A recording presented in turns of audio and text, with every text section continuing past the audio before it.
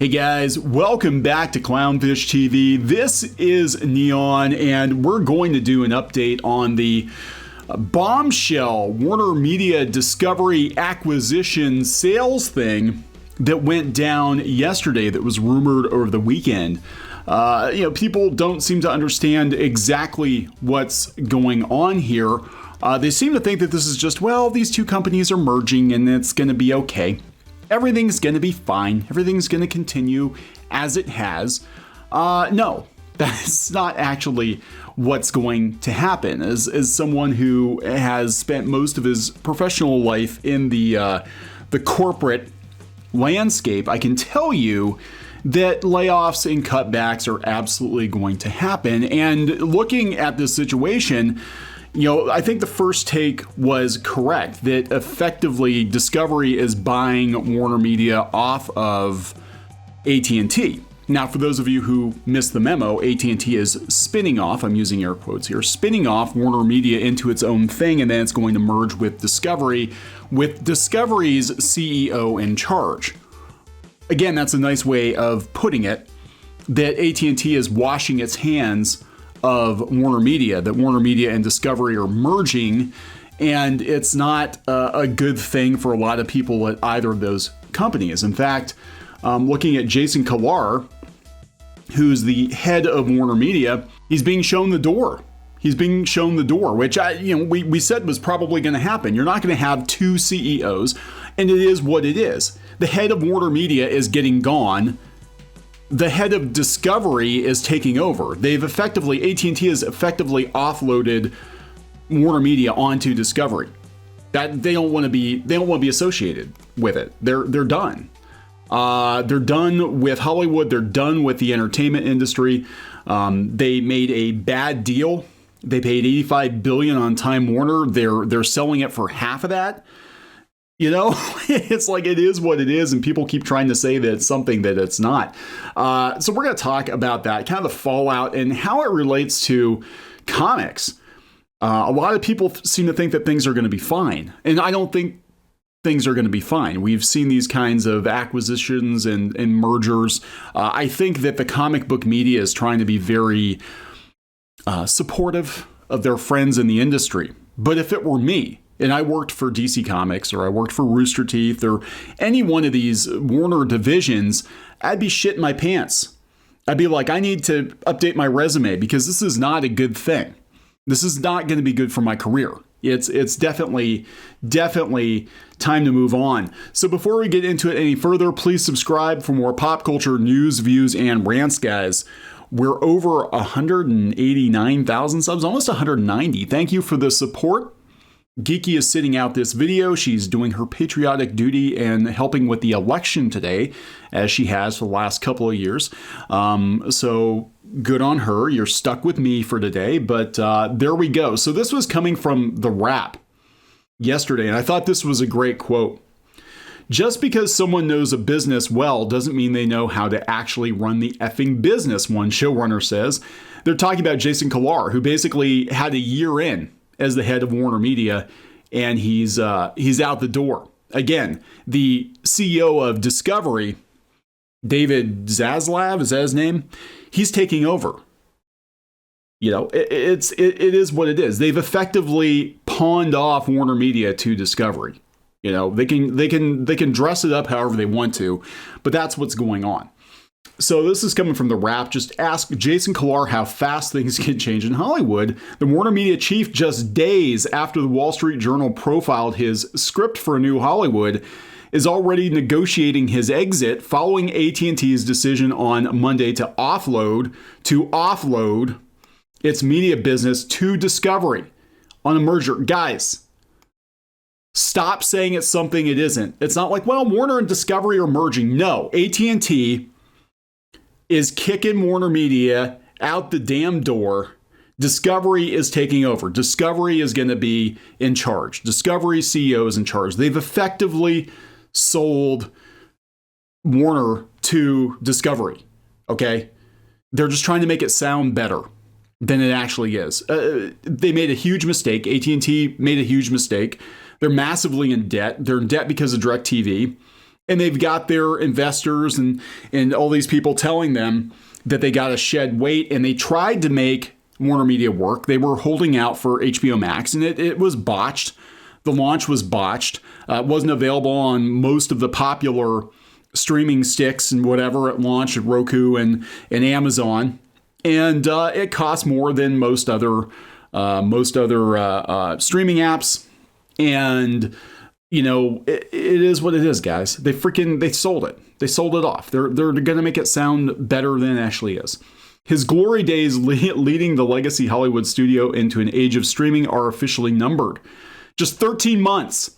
Kilar's expected exit comes just 13 months after he was hired to lead WarnerMedia and help HBO Max, its nascent streaming service, compete with giants like Netflix and Disney Plus. His year on the job was a whirlwind, even without factoring in the global pandemic, as Kilar made several landmark personnel and business decisions that reshaped the company.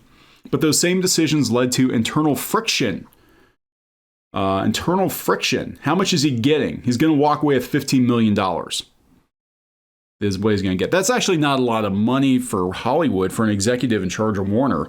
I think he was always meant to be a placeholder.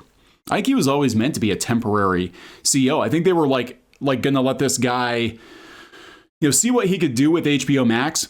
But a deal like this, it would have taken months to negotiate.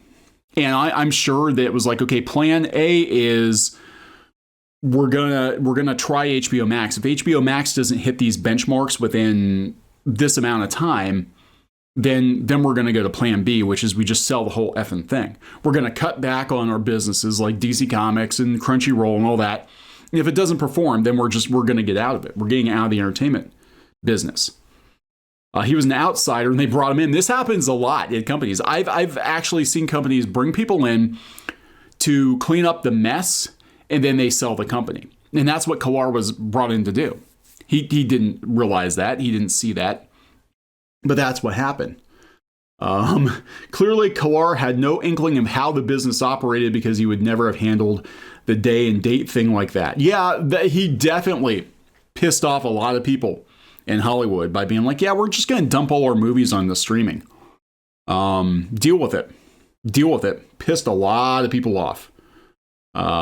So, I don't think he was ever meant to be there long term. I'm going to tell you the truth.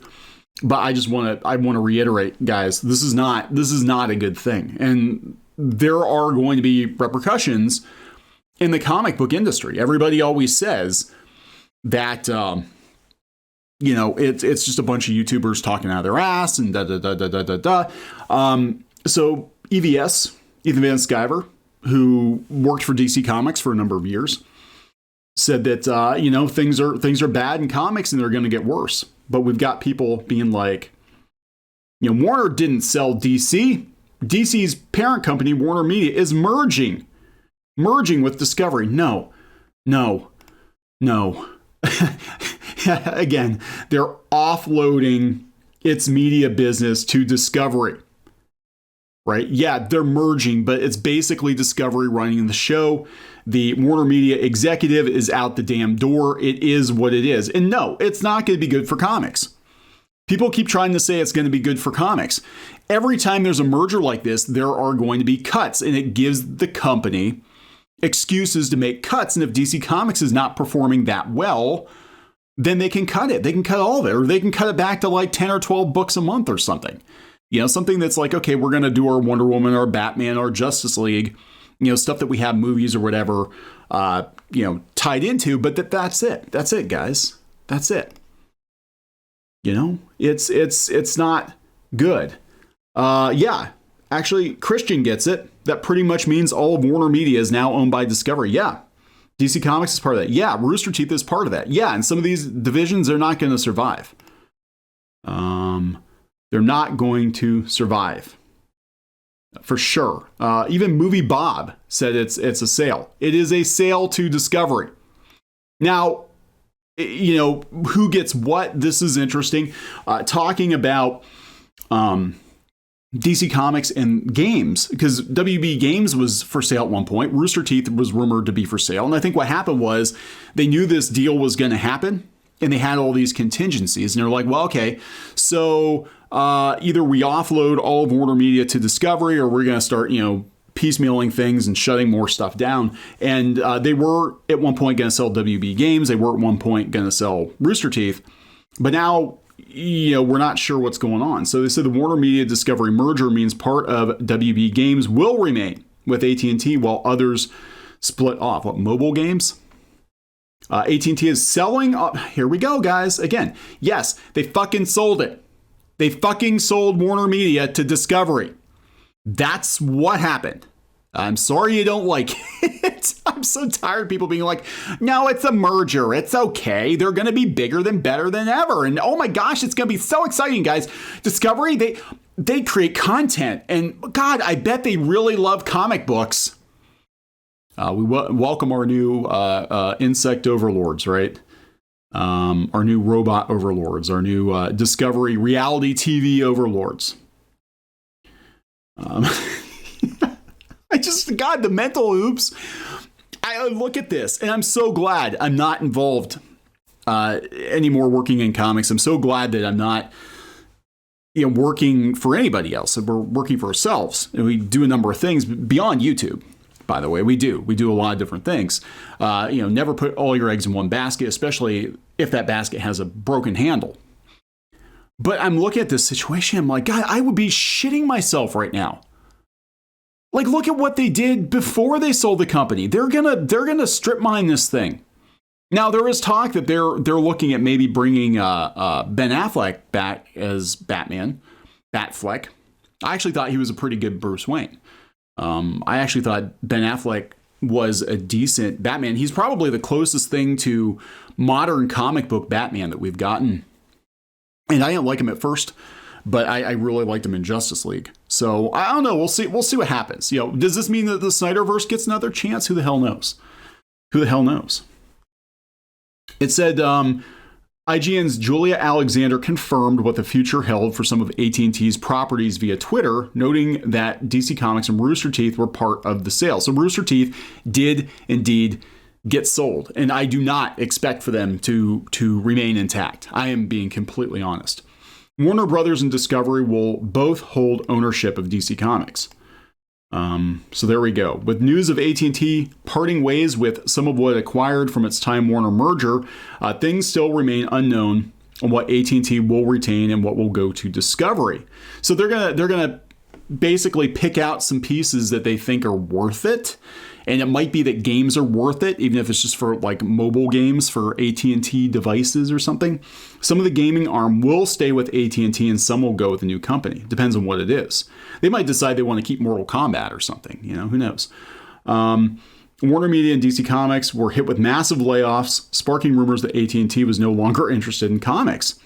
The Hollywood Reporter interviewed publisher and chief creative officer of DC Comics, Jim Lee, and was reassured that the company was still invested in publishing comics. Then, we don't know what's going to happen now. We have no idea. So, look, I'm just telling you guys, don't get too attached to the regime at DC Comics right now. Everybody's trying to speculate now. We got Bleeding Cool. What does it mean for DC Comics? What does it mean for DC Comics right now? This kind of change that sees many people suspecting that the company will just close DC Comics, maybe license off the rights if they're lucky, but it may well be that DC Comics is just too small to bother with. It's been cut to the bone by Daniel Cherry III, known activist Daniel Cherry III, in terms of editorial staff and resources, and yet still doing well in the marketplace, courtesy of Marie Javins, who's been around for a very long time and knows her shit, by the way, flying the whole thing by the seat of her pants. It may be far more of a bother to do anything with DC Comics unless it actually becomes a problem, like having a cannabis entrepreneur in a senior marketing position. Okay. Yeah. So I don't know. I don't know what's going to happen. People are like, this is the kind of change it may see DC Comics shut down, or people suspecting it's going to shut down. People have been suspecting that for years, and it's still standing. Barely. It's barely standing, and it's kind of the same with Marvel right now, too. I think Marvel is actually in a more stable place because they're not being sold every other effing year. I don't think this is a good thing, guys. I really don't. I think this is... I'm not saying DC Comics is going to disappear entirely, but it's definitely going to have a negative impact on the company. They're not going to be focused. Discovery is not going to be focused on printing more comic books. They don't even publish their own magazines. They own, I think, Oprah's network, and Oprah's magazine is put out by Hearst. So it's very possible they'll just license stuff out. I don't know. I don't think it's good. I don't think it's good news. And everybody seems to be sort of self-soothing right now. But if I were you, if I were working for any division of WarnerMedia at this point in time, I'd be keeping my resume updated because the shit's going to get real. Just saying. Gonna wrap it up. Please subscribe for more pop culture news, views, and rants. We'll talk later.